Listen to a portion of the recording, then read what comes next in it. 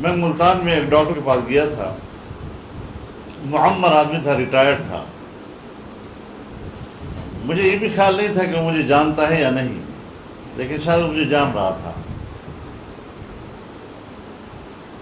تو اس نے مجھے کہا کہ مولانا صاحب میں آپ سے ایک سوال کر سکتا ہوں؟ میں نے کہا جی فرمائیں. تو کہا اخلاص کسے کہیں؟ اب ہم جب جہاں بیٹھتے ہیں تو ہم سوچتے ہیں کہ شاید کوئی سیاسی سوالات کرے گا، کوئی ملک کے بارے میں پوچھے گا، کوئی عالمی سیاست کے بارے میں سوال کرے گا. ہمیں کیا پتہ کہ وہ اس طرح کا کوئی سوال کر سکتا ہے. تو مجھے کہا کہ اخلاص کے کیا معنی؟ تو میں نے کہا کہ پورے قرآن کریم کا جب ہم مطالعہ کرتے ہیں تو اللہ تعالیٰ قرآن کی صورتوں کا جب نام رکھتا ہے تو اس صورت کے اندر کسی چیز کا تذکرہ ہوتا ہے، اس تذکرے کی بنیاد پر اس صورت کا نام رکھ دیا جاتا ہے.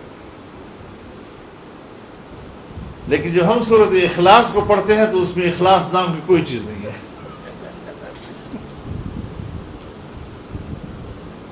تو پھر ظاہر ہے کہ ہمیں اس پوری صورت کے مضمون کو سامنے رکھ کر اس کا خلاصہ نکالنا پڑے گا کہ اس پورے صورت کے مضمون کیا کہتا ہے. تو میرے نزدیک اس پورے صورت کی مضمون کا خلاصہ یہ ہے